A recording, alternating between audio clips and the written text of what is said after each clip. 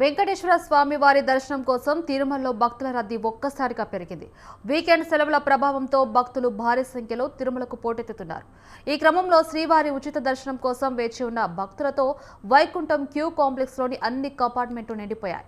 భక్తుల సంఖ్య అంచనాలకు మించి ఉండటంతో క్యూ లైన్లు కంపార్ట్మెంట్లు దాటి బయటకు వచ్చి శిలాతోరణం వరకు చేరుకున్నాయి. ఇక స్వామివారి సర్వదర్శనానికి 18 గంటల సమయం పడుతుంది.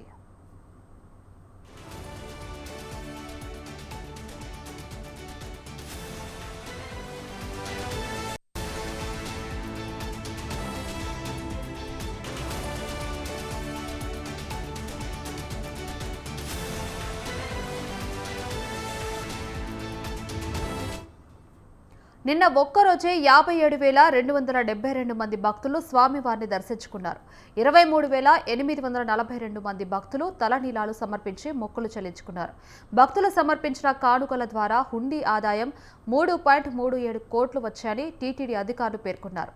భక్తుల రద్దీని దృష్టిలో ఉంచుకొని టీటీడీ అధికారులు క్యూ లైన్లో వేచి ఉన్న భక్తులకు నిరంతరాయంగా అన్నప్రసాదం, పాలు, త్రాగునీరు అందుబాటులో ఉండేలా చర్యలు తీసుకుంటున్నారు.